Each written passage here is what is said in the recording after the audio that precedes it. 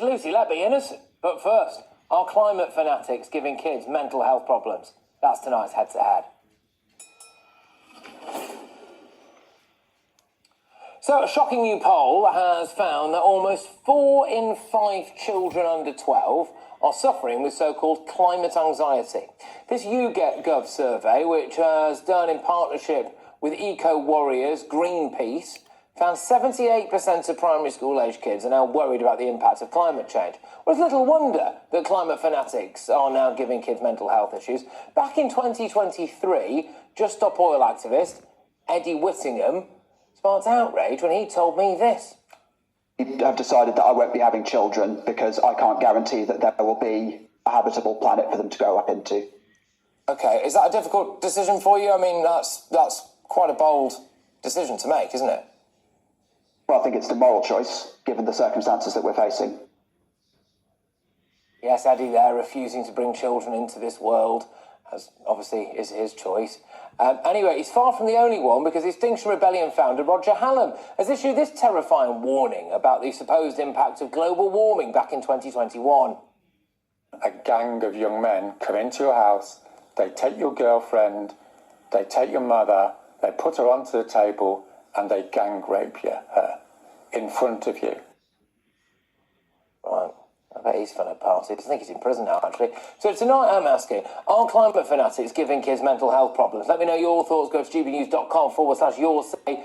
Head to head on this now are Just Stop Oil spokesperson Gill Tavener and the author Lorraine Allanson. Thank you very much, both of you. Great to have you on the show. Lorraine, I'll start with you. Do you think that these climate activists are creating the kind of hysteria that's giving kids mental health problems? Absolutely, definitely. I mean, let's face it, they're indoctrinating them that from a young age that believe that human civilization is about to be destroyed and end. And not even the UN or the Climate Change Committee are saying that. And if you tell a child often enough that they're naughty, then they'll believe it. And this is what's happening now. The amount of propaganda that's been rammed down their throats everywhere, on the media, in the schools, you know, in papers and books, everything. And it's doom-mongering all the time. And there's no wonder they're anxious and stressed and emotionally disturbed by it all. And it's actually bordering on mental cruelty. And the people doing it apparently have no shame. And that's not fair. And it needs to be tackled, actually. All right. Jill, I'll throw it over to you. What do you make of that? That essentially the kind of climate alarmism that people are putting out there, like Roger Hallam, could be considered tantamount to child abuse? I think it's nonsense. But when I was a teenager, in my early teens, I was scared, lying in bed awake at night, worried about, nuclear catastrophe. It wasn't anyone's fault except the people who'd taken the world to the brink of nuclear war. Okay, I must admit, I'm uncomfortable with Roger Hallam's messaging on that. I hadn't heard it before. I doubt it was aimed at under 12s, and I doubt many under 12s heard it. But he is telling the truth that we do face societal breakdown, and there's a big difference, I'd like to say to, is it Lorraine, is it? Sorry.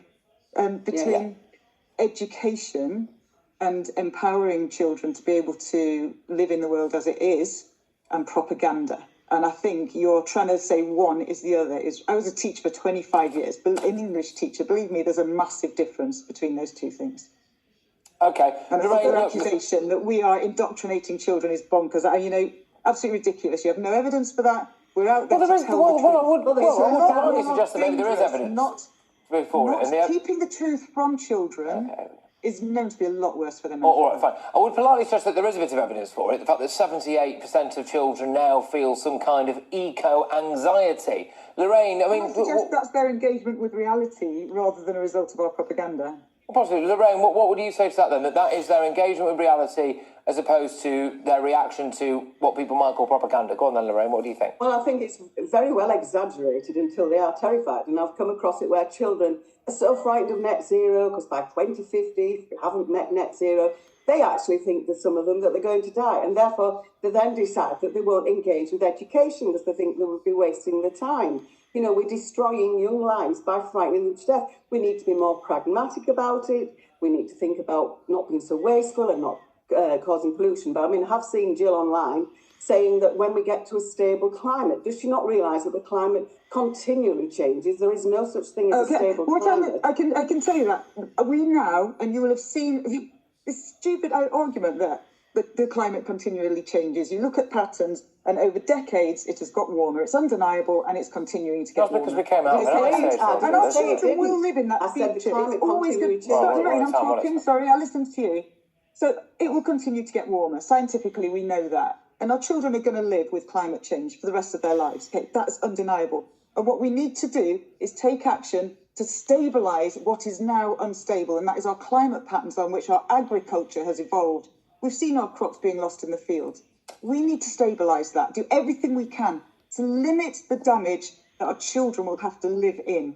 Okay, now if you're happy 5 years from now to explain to young people that you carried on as normal, despite really knowing the consequences of not doing so, if you're happy Why to tell 5 them years that from now? you denied the serious of... we're going to see it. We're seeing it now. We're seeing it now. We're going to see it worse in 5 years. Just to clarify, is your position then, seriously, that in 5 years from now, the children will, be dying, living in a barren, heated wasteland? Is that the reality? Because if that is, I suspect maybe that's why loads of them are mentally ill, Jill. Excuse me, yes, 200 people died in floods in Valencia.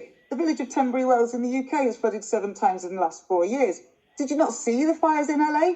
Yeah, we know what caused the fires in LA, don't we? Diversity and inclusion. Lorraine, some people would suggest that maybe some of the fires in LA were caused by several woke people being in charge of that, not actually doing their job, as opposed to climate change, Lorraine. Yeah, they're often human-induced, but it's because... Yeah, because I think actually you might have a point. Sorry, Jill, I'm going to stop you there, because we have listened to you out loud. Now let me speak. They don't brash out in forests. Those terrible fires in Australia, I have a friend lives there, they stop them grazing the cattle through the forest, and they stop them brashing out. You've got a tinderbox there when it's dry like that. In LA, they haven't enough water. There's terrible floods in Valencia. They've done away with the dams up in the mountains, so that the water just rushed down. Near me at Pickering, they have actually built dams to stop the town flooding, and it holds it back. It was Valencia, wasn't it? I'm not getting the wrong time. Yeah, Valencia, yeah. They had taken away, I think it was over 100 dams up in the mountains. What do they expect? It's human-induced, but it's by bad environmental stewardess, I can't even say it, but you know what I mean, that's causing these problems. We are out of time. We're obviously never going to agree, which is fair enough. That's why we call it a head-to-head. But I was a teacher for 25 years, and I got so tired of teachers telling the kids it's down to your generation. It's criminal if we leave it to them to sort this out. I left teaching in order to sort it out, and they thanked me. Okay. I hope they thank you one day, Lorraine, for what you're doing for them. Okay. I get tired of teachers knowing it all and knowing nothing much. I'm not a teacher anymore. On that note, right, Gill Tavener, the Just a Force spokesperson, and author Lorraine Allanson, thank you very much. Great stuff. Well, look, hey, come in.